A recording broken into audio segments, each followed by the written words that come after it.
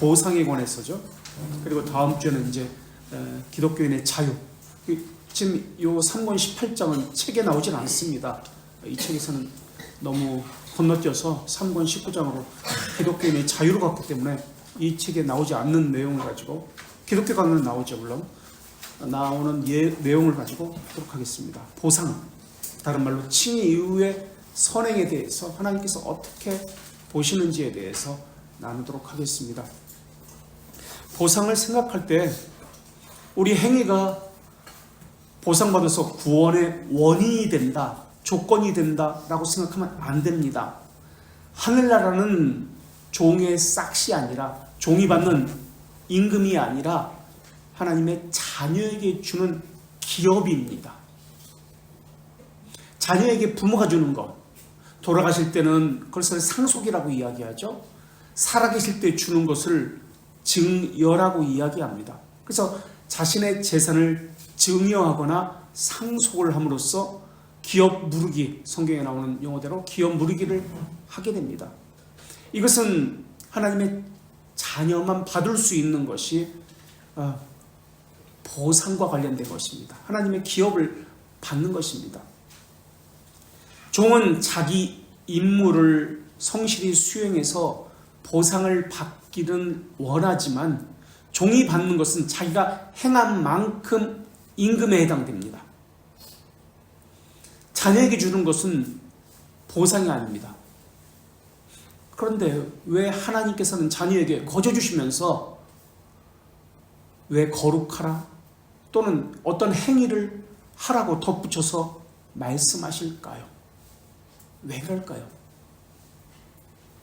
아브라함의 경우도 보면 순종함으로써 복을 받은 것이 아니라 명령을 받기 전에, 무엇을 하라라고 명령을 받기 전에 먼저 복을 받았습니다.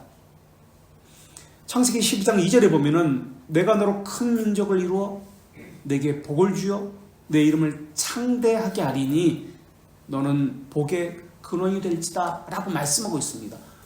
부르실 때 먼저 복을 주셨어요. 그리고 나서 명령은 나중에 주십니다. 이렇게 하라.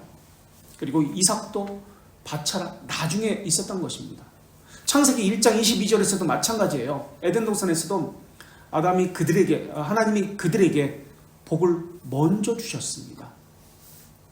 그들이 연약하기 때문에 하나님의 자비하심으로 격려받게 하기 위해서 주신 것이 복입니다. 어떤 행위를 고려해서 복을 주신 게 아니에요. 하나님의 자비하심 외에는 그들에게 복을 주어야 할 의도를 찾을 수가 없습니다. 행함은 그렇다면 무엇인가? 왜 하나님께서 명령을 하시는가? 오늘 이제 설교에서도 같은 것을 이야기하는데, 율법이 과연 무엇인가? 라는 것을 이야기하게 될 겁니다. 행함은 구원에는 전혀 의미가 없습니다. 어떤 영향을 주는 것은 아닙니다. 그러나 칭의 이후에 자연스럽게 따라오는 것이 행함입니다. 행함은 구속의 구속 과정, 구속의 구원의 서정이라고도 이야기하죠. 여정. 그 과정에 집어넣는다면 행함은 어떤 곳에 포함되어 있을까요? 견인에 해당됩니다. 견인과 성화는 우리 지난주에 이야기했던 것처럼 그 차이는 같은 의미이지만, 성화는 하나님과 관계에 초점을 맞추는 것이라면, 견인은 우리 안에 있는 죄의 잔재와 싸우는 영적 전투에 초점을 맞춘다는 것이 견인입니다. 둘 다 거룩과 관련된 것은 동일합니다. 하나님의 자비하심으로 영원에서 선택되었는데, 이것이 드러날 때는 시간 안에서 드러납니다. 우리의 삶 가운데 드러납니다. 하나님의 선택받았다는 것이. 그래서 삶에서 드러나는 그 단계를 나타내기 위해서 행한 대로 갚는다라는 표현이 나온 것입니다. 구원 작정은 우리가 알고 있는 대로 창세 전에 영원에서 이미 이루어졌습니다. 그런데 이것이 우리에게 드러날 때는 시간 안에서 드러납니다. 그리고 우리의 삶 안에서 드러납니다. 시간 안에서 드러날 때는 사람마다 각기 체험하는 것이 다릅니다. 적용하는 것과 실행하는 것이 각기 사람마다 다르게 나타납니다. 또 이것이 실행될 때는 사람 스스로 행한 것처럼 자발적으로 일어나기 때문에 영원이라는 개념을 떠올릴 수가 없습니다. 예정이라는 개념을 떠올리지 못합니다. 내가 현재 하고 있다라고 느껴지게 됩니다. 그래서 사람들은 내가 했기 때문에 보상이라는 개념을 생각하게 됩니다. 그런데 성경과 교리를 공부하면서 이것이 이런 거구나, 바른 신앙을 정립하게 됩니다. 성경이 무엇이나 말하고 있는지에 대해서. 그래서 이것을 통해서 영원에서 계획된 것이 시간 속에서 내 삶에서 실행되어서 선행으로, 행위로, 순종으로 나타나는구나, 이것을 깨닫게 되는 겁니다. 거기다가 하나님의 형상은 우리가 알고 있는 대로 의와 거룩입니다. 바른 시간에서의 거룩과 의입니다. 이것이 나타나는 것이 우리의 행함입니다. 그래서 하나님의 형상을 새롭게 덧입혀졌기 때문에 중생한 자들은 의와 거룩, 하나님에 대한 바른 지식을 점점 갖추어가게 되는 것입니다. 그래서 거룩과 의가 우리 삶에서 드러날 때 이것은 착한 행실로, 선한 행실로 나타나게 되어 있습니다. 행위로 나타나게 되어 있습니다. 그때 우리는 내가 선행을 했으니 보상을 해주십시오 라고 생각하게 됩니다. 그런데 예정에 대해서 공부한, 교리에 대해서 공부한 사람들은 이것은 내가 행한 것이 아니구나, 하나님께서 행하게 하셨고 하나님의 형상으로 덧입혀 주셨기 때문에 의와 거룩이 자연스럽게 나타나게 된 것이구나 라고 알게 됩니다. 그리고 하나님의 자녀가 받는 기업이 바로 이것이구나 라고 알게 됩니다. 그래서 보상과 기업의 차이는 아주 다릅니다. 보상은 종이 받는 싹시입니다. 기업은 자녀가 받는 당연한 것입니다. 그래서 하나님과의 관계를 다른 말로 거룩이라고도 이야기합니다. 하나님의 형상 가운데 거룩, 이웃과의 관계를 의라고 이야기합니다. 그래서 주기도문에서도 그렇고 1부터 6가지 청원이 있잖아요. 주기도문은 1부터 3번째까지는 거룩과 관련된, 하나님과 관련된, 그리고 나머지는 이웃과의 관련된 의와 관련된 것입니다. 그러니까 하나님의 형상과 관련된 것이에요. 주기도문도. 십계명도 마찬가지예요. 1부터 4까지는 하나님과의 관계, 거룩과 관련된 것입니다. 하나님의 형상이에요. 그 다음에 5부터 나머지 10번째까지는 의와 관련된 것입니다. 이것이 하나님의 형상과 관련되어서 거룩을 점점 그러니까 거룩이 증진되어 간다는 것은 하나님과 점점 관계가 밀접해진다, 깊어진다, 그런 개념입니다. 하나님의 형상이 또 뚜렷해진다, 그런 개념입니다. 하나님과의 관계가 깊어지면서 자기 의에 대한 확신을 포기하게 됩니다. 그런 뜻입니다. 육체의 욕망을 포기하게 됩니다. 그런 뜻입니다. 성령의 인도하심 때문에 자기 판단, 자기 분별력, 자기 선택을 버리게 되는 것입니다. 그래서 시간 안에서 자기 선택, 자기 판단을 버린 것으로 나타납니다. 그런데 겉으로 볼 때는 내가 버린 것 같습니다. 그런데 그런 것이 아니라 그 안에 하나님의 인도하심이 있었기 때문에 그것을 내가 선택한 것처럼 그렇게 보이는 것입니다. 그런데 여기서 행위라고 할 때 이 행위는 모든 행위를 말하는 것이 아닙니다. 구원과 관련된 행위를 이야기합니다. 일반적인 행위를 이야기하는 것이 아닙니다. 그래서 구원은 행위와 무관하기 때문에 다른 말로 무상적 은혜다라고 이야기합니다. 무상적 은혜. 성경에 보면 의의 면류관이 예비되었다는 말씀은 그렇다면 무엇입니까? 기독교 강요에서 성경 18장 후반부에서 반론을 이야기합니다. 성경에 이렇게 기록되어 있지 않았습니까? 의의 면류관이 예배됐다는 것은 행함으로 그 면류관을 받을 수 있다는 것 아닙니까? 이러한 표현들은 자주 나오는데 무슨 면류관, 이것에 대해서 좀 이따 이야기하겠습니다만 무슨 면류관이 예비되었다는 것은 행위에 대한 보상이 아니라 선행의 의가 수용되었습니다. 무엇에 의해? 하나님의 자비하심에 의해 의가 수용되었습니다라는 뜻입니다. 그것에 먼저 죄들의 용서가 있었기 때문에 수용되는 것입니다. 그래서 보상이라는 이 말은 사실 잘못된 말이지만 우리를 겸손하게 하는, 우리를 격려하게 하는 그런 말씀으로서 주어진 것입니다. 상급이 있다 이런 말들은 우리를 격려하게 하고 겸손하게 하기 위해서 성경에 기록된 것입니다. 그래서 우리가 행하는 행위도 하나님의 은혜의 선물로 인해서 우리가 행하는 것입니다. 그래서 우리가 행하는 행위에 대해서 의와 영광을 금지시킵니다. 우리가 행한 것이 아니기 때문에. 우리가 무엇을 행한다고 할 때 우리가 행하는 모든 것들은 의도 마찬가지고요. 불결하게 더럽혀져 있는 상태에서 우리 나름대로 선을 행한다고 하지만 거기는 더럽혀진 것 외에는 없습니다. 하나님의 정의를 만족시킬 수가 없습니다. 우리 행위는 하나님의 자비하심에 의해서 또 용서하심에 의해서만 수용될 뿐입니다. 우리가 교리문답서에 보면은 하나님의 정의가 무엇이고 하나님의 자비하심이 무엇인지 정의를 내리는 부분이 나오는데요. 한번 찾아보겠습니다. 벨기카 16장이 나옵니다. 14쪽에 나옵니다. 벨기카 16장에 하나님의 정의가 뭐고 자비하심이 무엇인지 정의를 내립니다. 개념이 명확히 나옵니다. 벨기카 16장에 하나님께서 본래 자신을 즉 자비함과 정의를 우리에게 명시하셨다는 것입니다. 우리에게 명시하셨다는 거예요. 정의와 자비하심을.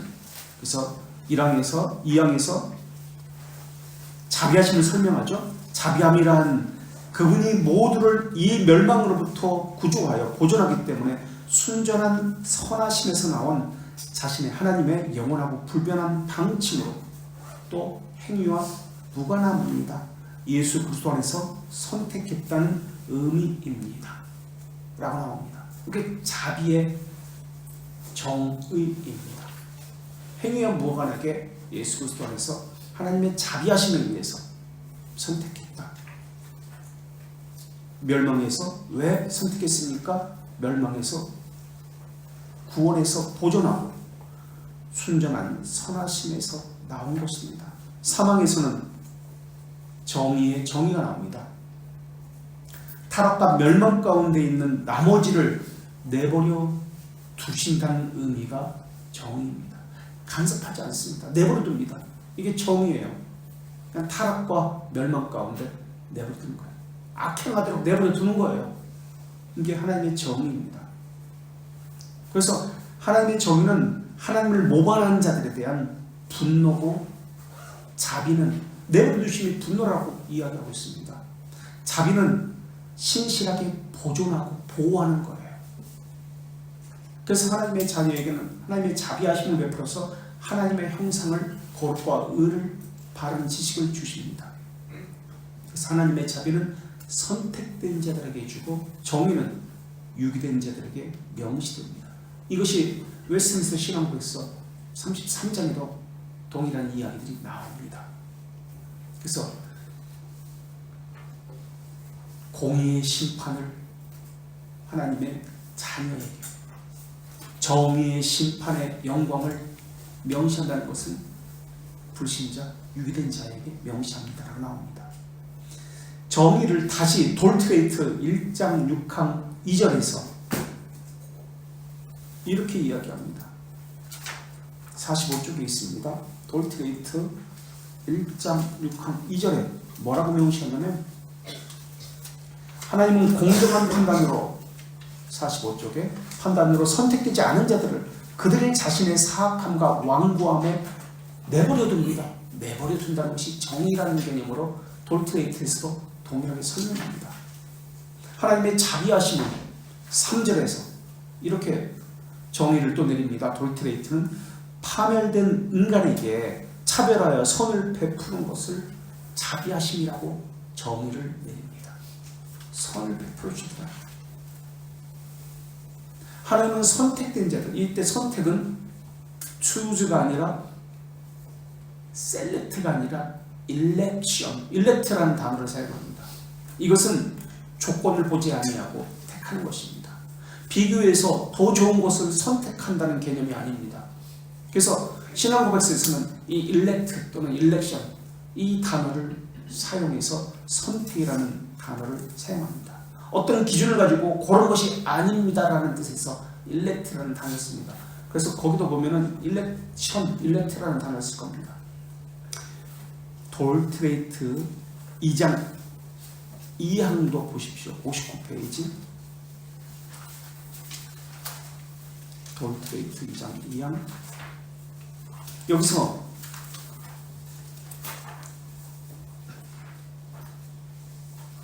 정의를 내리는데요.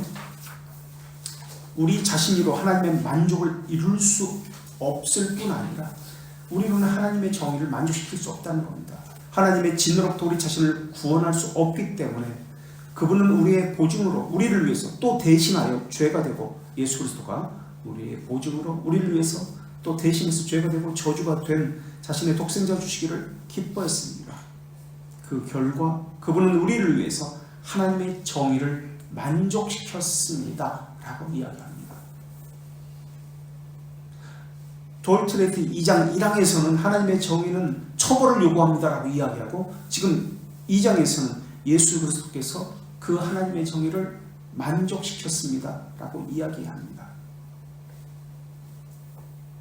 구원이 말하고자 하는 것은 구원 진리가 말하고자 하는 것은 우리 중 그 누구라도 하나님의 정의를 자기 행위로 만족시킬 수 없다는 것을 이야기합니다. 하이델베르크 14번에서도 마찬가지 이야기를 합니다. 101쪽에 있습니다. 하이델베르크 14번 2항에서 13번 2항 101쪽 하이델베르크 13번 2항에서 이렇게 이야기합니다. 어떤 피조물이라도 죄에 대한 하나님의 영원한 진노의 무거운 짐을 참고 견딜 수 없기에 다른 자들은 그 진노에서 구원할 수 없습니다 라고 이야기합니다. 이뿐만 아니라 이 세상의 모든 의를 모은다 할지라도 단 하나의 죄도 갚을 수 없다라는 것을 이야기합니다. 그렇기 때문에 우리의 행위로 하나님에게 무엇을 받는다, 보상이 있다, 상급이 있다, 이것은 그런 의미가 아닙니다. 자녀에게 거저주시는 하나님의 자비하심을 이야기합니다. 그리고 하나님의 법정은 양심의 책을 기준으로 하는 양심의 법정입니다. 그렇기 때문에 고린도전서 4장 4절과 5절에서 어떤 말씀을 하냐면 양심의 법정의 심판을 받는데 고린도전서 4장 4절에서 5절 내가 자책할 아무것도 깨닫지 못하나 이로 말미암아 의롭다함을 얻지 못하나 나는 양심에 꺼리낌이 없다고 이야기합니다. 바울이 나는 자책할 것이 하나도 없어. 그런데도 양심에 꺼리낌이 없는데 그런데도 나는 의롭다함을 받지 못한다라고 이야기합니다. 다만 나를 심판하시는 이는 주이시다라고 이야기합니다. 양심에 꺼리낌이 없는데 자기 생각, 자기 양심에 꺼리낌이 없다는 것 때문에 자기 판단 때문에 의롭다함을 받는 것이 아니라고 이야기합니다. 자기를 심판하는 인물은 주님이라고 이야기합니다. 그러면서 5절에 그러므로 때가 이르기 전 곧 주께서 오시기까지 아무것도 판단하지 말라. 그가 어두움에 감추인 것을 나는 모르지만 어둠 속에 있었던 것을 드러내시고 마음의 뜻을 나타내시리니 그때 각 사람에게 하나님으로부터 칭찬이 있으리라고 이야기합니다. 각 사람 속에 숨겨진 인격을 보고 판단하시는 분이 하나님이십니다.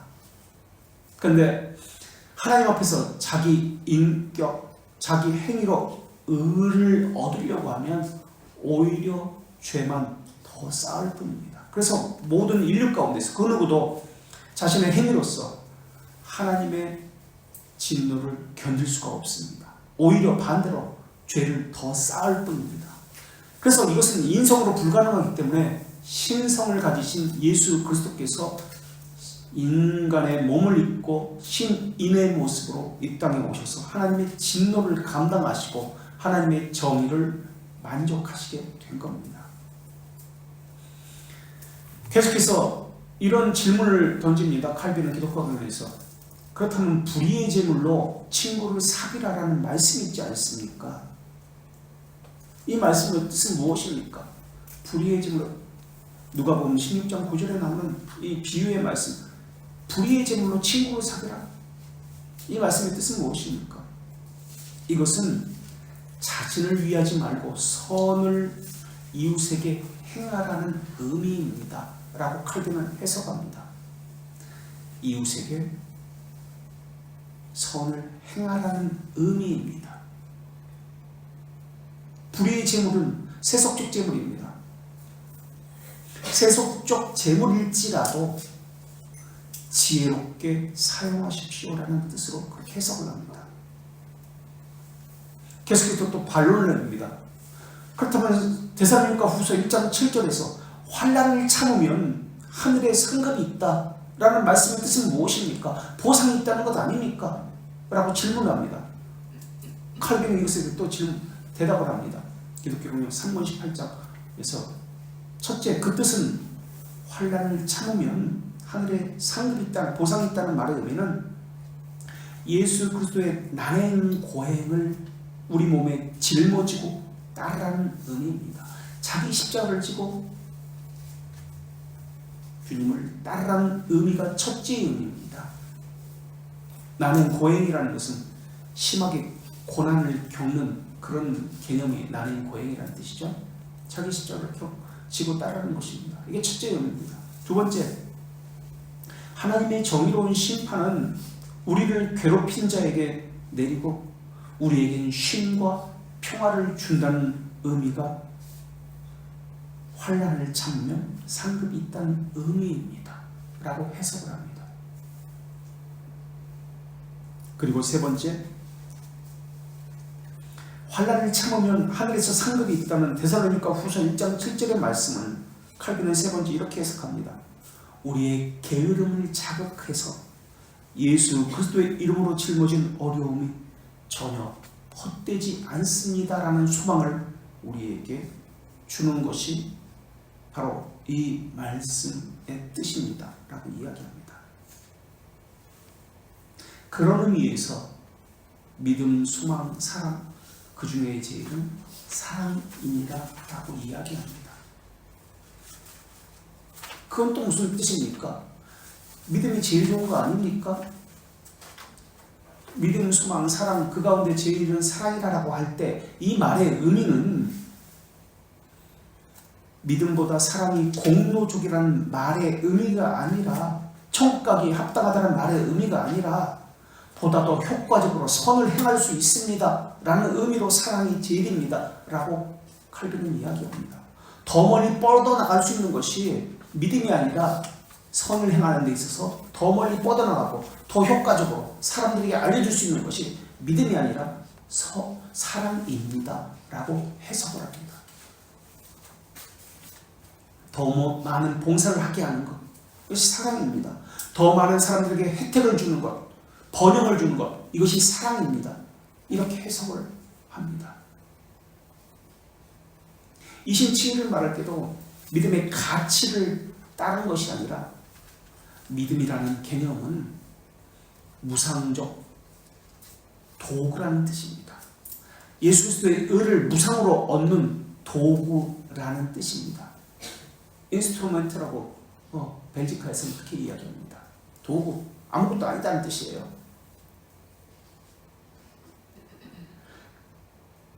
그러면 마태복음 19장 17절에서 이런 말씀이 있는데 이것은 도대체 무슨 뜻입니까? 내가 생명에 들어가려면 계명을 지켜야 한다라는 말씀입니다. 계명을 지켜야 생명에 들어가는 것 아닙니까? 구원받는 것 아닙니까? 그 말은 어떻게 해석할 것입니까? 이거 상급 이야기하는 거 아닙니까? 이 말씀은 율법을 준수하는 것은 매우 힘들다는 뜻입니다 라고 칼빈은 또 해석합니다. 율법을 통해서 하나님의 의와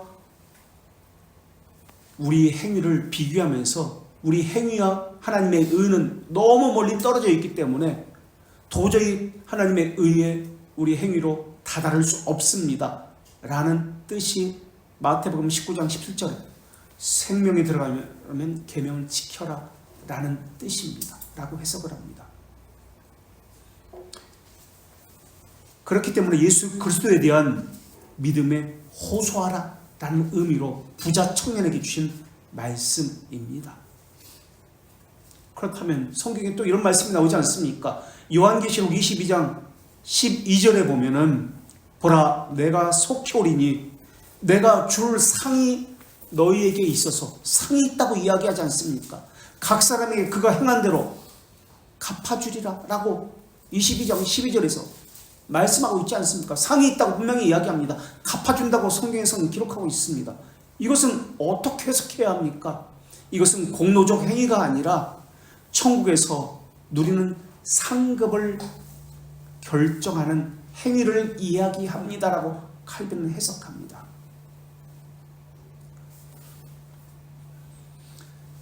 에베소서 2장 10절에는 우리는 예수 그리스도 안에서 선한 일을 하기 위해서 지음받은 자니라고 말씀하고 있습니다. 그리고 이 일은 하나님이 전에 예비하사 우리로 그 가운데 행하게 하려 하심이라 라고 말씀하고 있습니다. 이 행위들은 하나님의 거룩과 의에서 나온 행위들입니다. 하나님의 형상을 입었기 때문에 하나님으로부터 나온 행위들이 바로 거룩과 의입니다. 선행입니다. 하나님께서 우리를 창조해서 예비하셨을 때 선행을 하게 위해서 우리를 지으셨습니다. 그래서 중생된 자들은 하나님의 형상을 덧입습니다. 그래서 중생된 자들은 선행을, 거룩과 의를, 하나님에 대한 바른 지식을 저절로 하게 되어 있습니다. 시간 안에서 이루어지기 때문에 한 번에 이루어지는 것이 아니라 점진적으로 점점 거룩에 다가가며 하나님의 형상은 점점 선명하게 입혀져 가고 있는 것입니다. 그래서 선행이 있다, 상급이 있다는 성경의 말씀은 우리 측에서, 그러니까 시간의 측면에서 보는 것입니다. 하나님의 형상대로 창조되었습니다. 하나님의 자녀가 되었습니다. 그래서 거룩과 의라는 선행이 나오는 것입니다. 그 선행 때문에 하나님의 자녀이기 때문에 구원받아서 하나님의 기업을 받았다는 개념이 아니라 거꾸로입니다. 미래의 상급을 우리에게 약속으로 보여주시고 우리를 격려하기 위해서 그렇게 말씀하고 있는 것입니다. 성경에는 면류관이라는 또 반문을 합니다. 면류관을 받을 것이다. 상급을 받을 것이다. 면류관의 종류도 여러 가지로 말씀하고 있지 않습니까? 모두 상급과 관련해서 우리에게 좋은 행위를 하면 의의 면류관, 썩지 않을 면류관, 생명의 면류관 등등 이러한 여러 가지 면류관을 왕관 이것을 주겠다고 상급을 말씀하지 않았습니까? 예, 그런 말씀들이 있습니다. 그렇다면 그것을 어떻게 해석해야 합니까? 고린도전서 9장 25절에 보면 우리말 성경에는 썩지 아니하는 관을 주시겠다고 이야기합니다. 썩지 아니하는 면류관, 관을 주시겠다. 그러니까 생명의 면류관을 주시겠다라고 말씀하십니다. 이것을 어떻게 해석합니까? 이 면류관은 성령의 인도를 받아서 절제된 사람들에게 주시는 면류관입니다. 이 말의 의미는 칼빈은 이렇게 해석하는데 성령의 열매는 부패하지 않습니다. 영원합니다. 성령께서 주시는 열매를 받습니다. 라는 개념으로서 썩지 아니할 관을 받습니다. 라고 해석하고 있습니다. 또 이번에는 데살로니가 두 번째로 전서 2장 19절에 자랑의 면류관이 나오지 않습니까? 우리가 자랑할 수 있다는 것 아닙니까? 데살로니가전서 2장 19절은 이런 말씀입니다.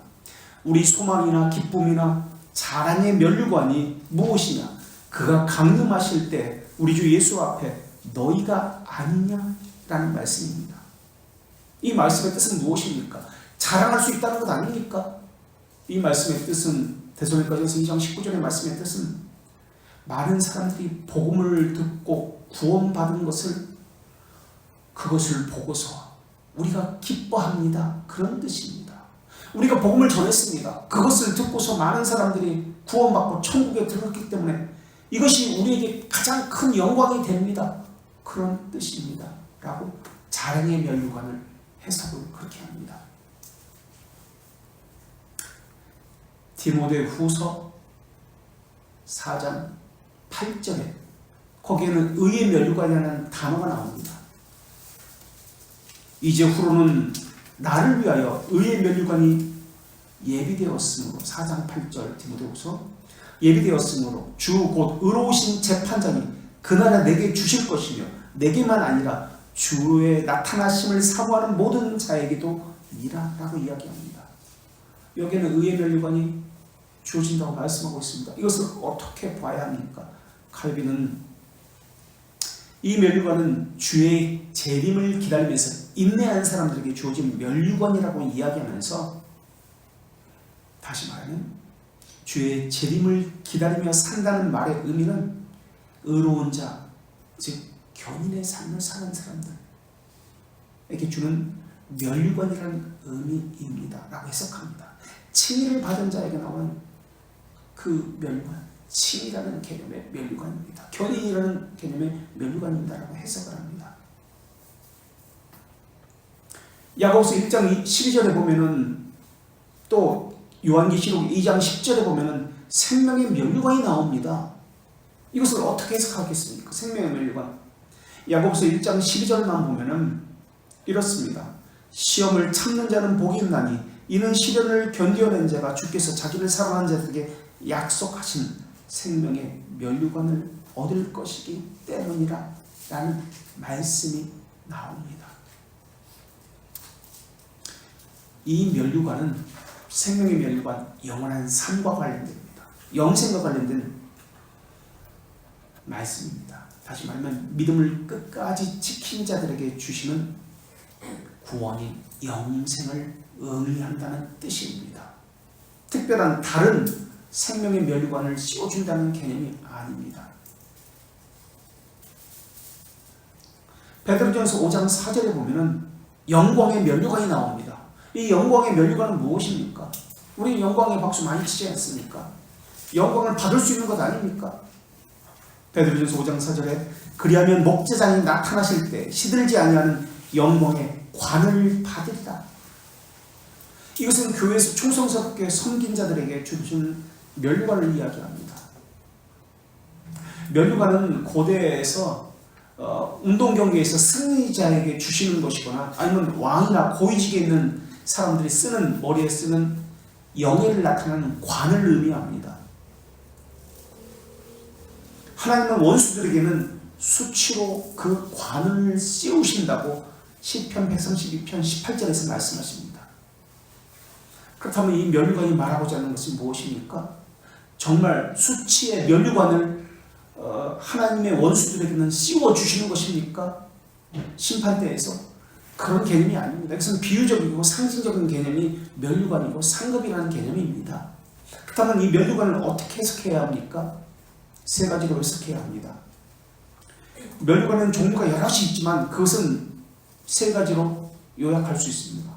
하나는, 첫 번째는 특별한 특권을 주신다는 의미입니다. 두 번째는 특별한 지위를 주신다는 의미입니다. 특별한 특권, 특별한 지위. 세 번째는 특별한 칭찬을 하신다는 의미입니다. 이런 개념이 상급을 주고 면류관을 준다는 의미이지, 무엇이 있다, 뭐 아파트가 뭐 좋은 아파트가 있다, 나는 뭐 우리 집은 초가집이다, 뭐 그런 개념이 아니에요. 진짜 금권을 쓰고 천국에서 돌아다닌다는 그런 개념이 아니에요. 가시적이고 물질적인 곳이 아닙니다. 천국은 특별한 특권이란, 그렇다면 무엇입니까? 첫째, 아무나 보내지 않는 장소인 것처럼 특별한 사람만 들여보내준다는 그런 개념입니다. 도대체 그런 게 어디 있습니까? 특별한 사람만 들어간다는 그런 개념이 어디 있습니까? 성막에도 들어갈 수 있는 그 장소가 각기 다릅니다. 지성소에서는 대제사장만 들어갑니다. 왕 같은 제사장만 들어갈 수 있는 그런 곳이 있습니다. 베드로후서 1장 11절에 이같이 하면, 베드로후서 1장 11절 말씀입니다. 이같이 하면 우리 주 곧 예수 그리스도의 영원한 나라에 들어감을 넉넉히 너희에게 주시리라 라는 말씀입니다. 우리 주 예수 그리스도의 영원한 나라에 들어감을 넉넉히 주신다 라는 말씀입니다. 마찬가지입니다. 하나님의 나라에 들어갈 수 있도록 특별한 특권을 주십니다 라는 뜻입니다. 거기에는 무엇이 있습니까? 요한계시록의 2장 7절에 보면 물론 에덴 동산에서도 있었습니다. 생명나무가 있었습니다. 생명수가 있었습니다.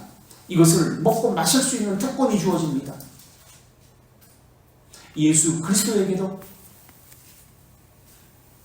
내 옆에 앉아있으라 라고 누가복음 12장 30절에서 말씀하신 것처럼 특별한 특권이 주어집니다.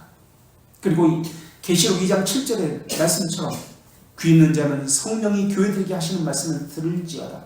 이기는 그에게는 내가 하나님의 낙원에 있는 생명나무의 열매를 주어서 먹게 하리라 라는 말씀처럼 생명나무의 열매를 먹을 수 있는 특권이 주어집니다. 그래서 면류관 상급이라는 개념은 특별한 첫 번째 특권을 이야기합니다. 두 번째, 특별한 지위를 주겠다는 의미가 상급이 있다, 면류관이 있다라는 개념입니다. 특별한 지위를 주겠다는 의미는 무엇이냐면 주의 즐거움에 참여한다라는 의미입니다. 주의 즐거움에 참여하게 되었습니다. 이것은 하나님의 자녀에게 하나님께서 주시는 그 지위에 합당한 것을 가지고 참여하게 됐다라는 의미입니다. 우리는 천국에 대해서도 이제 성경 본문이 말씀하시는 천국에 관한 것이 나오면 이야기 한번 할 텐데, 천국을 예배만 하는 장소라고 생각합니다. 매일 찬송하고 띵까띵까 찬송하고 그런 장소라고 생각합니다. 그렇게 생각하죠. 천국은 예배만 하고 찬송 부르고 그게 전부다. 과연 그럴까요? 성경에서 그렇게 이야기하고 있을까요? 그래서 지겨워, 단조로워, 맨날 예배만 해. 거기는 쇠퇴하는 육체를 가지지 않았습니다. 거기는 피곤함이 없습니다. 거기는 지겨움이 없습니다. 죄로 물든 곳이 아니기 때문에 그렇습니다. 생명이 차고 넘치고 풍성합니다.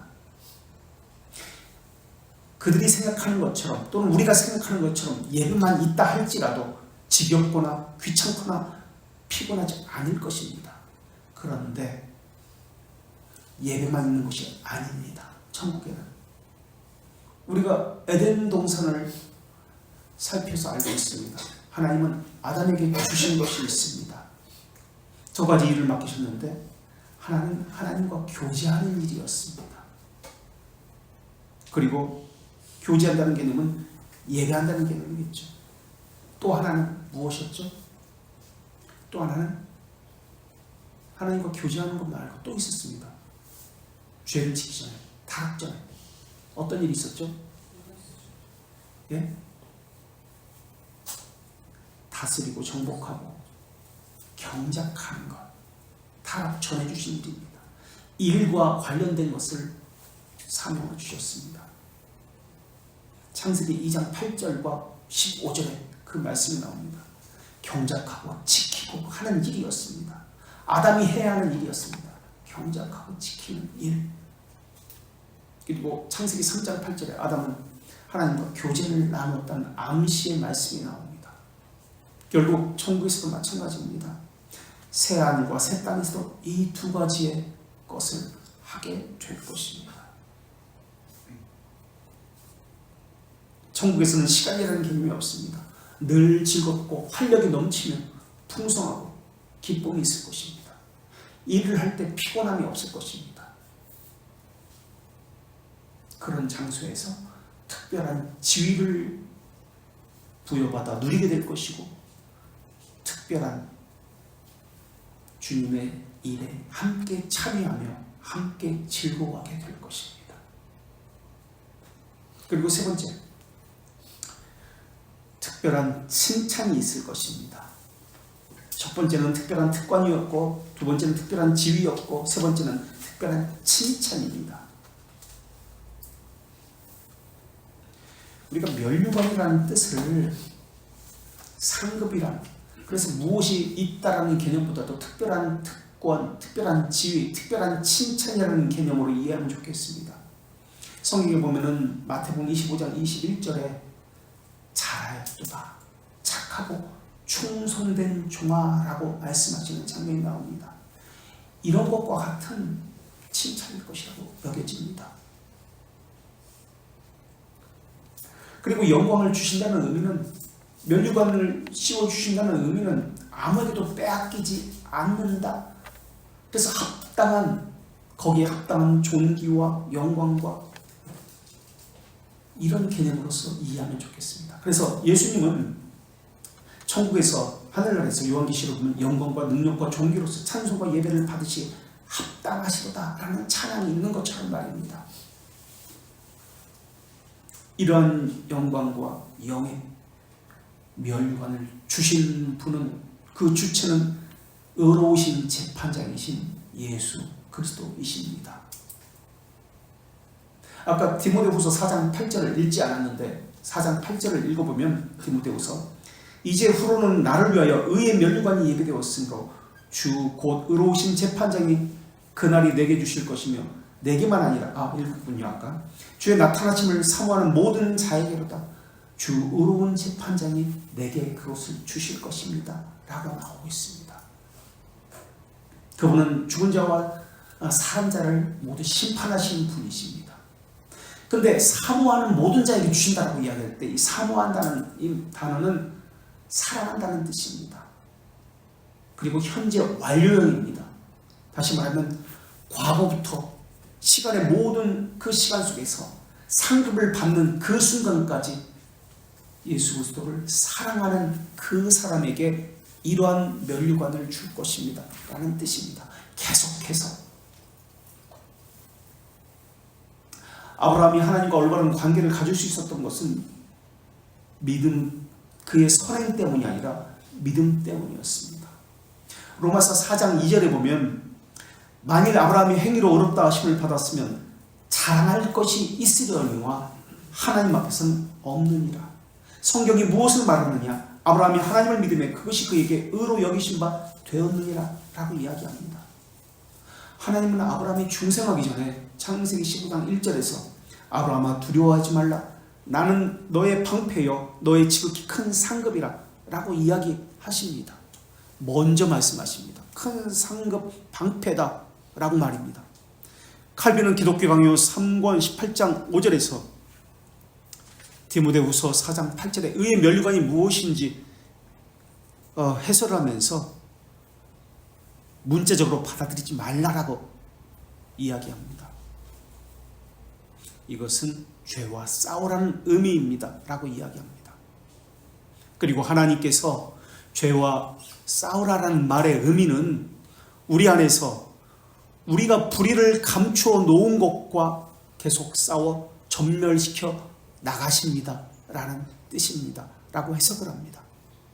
하나님은 우리 안에 숨겨진 불의를 제거해 나가십니다. 그리고 예수 그리스도의 의를 우리에게 전가시키고 무가치한 죄들을 계속해서 제거해 나가십니다. 데살로니가 후서 1장 5절에서처럼 하나님의 나라에 들어가려면 많은 환난을 겪어야 합니다라는 말씀이 있습니다. 이 말씀을 어떻게 해석해야 합니까? 주인이 자기 양에게 자기 것이라는 표시를 하듯이 하나님도 자신의 자녀에게 자기 것이라는 표시를 합니다. 그 표시가 무엇입니까? 환난입니다. 그리스도의 흔적입니다. 그것을 가지고 그것 때문에 천국에 들어간다는 뜻은 아닙니다. 하나님이 주신 언약을 영원히 기억한다는 의미입니다.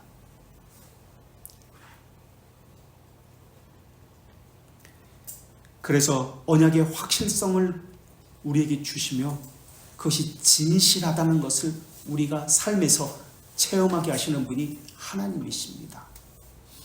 그래서 언약의 확실성을 얻게 하기 위해서 우리가 선행을 하게 하십니다. 거룩을 따라 살게 하십니다. 부지런히 선을 행하게 하십니다. 그래서 목사는 계속 지켜봐야 합니다. 하다가 많은 경우가 많이 있습니다. 꾸준히 지속하지 못하고 꾸중하고 훈계하고 계속 간섭하고 교훈하고 책망하고 권면해야 합니다. 그런데 목사가 싫은 거예요. 그것이 게을러서 못합니다. 인간관계 때문에 얼굴 붉히기 싫어서 그걸 하기 싫습니다. 그럼 목사의 직무를 하지 않는 것입니다. 목사가 아닙니다. 목사 사람 모으는 것에 관심이 있기 때문에 양육에는 관심이 없는 거예요. 양육은 교훈하고 책망하고 싫은 소리 하는 겁니다.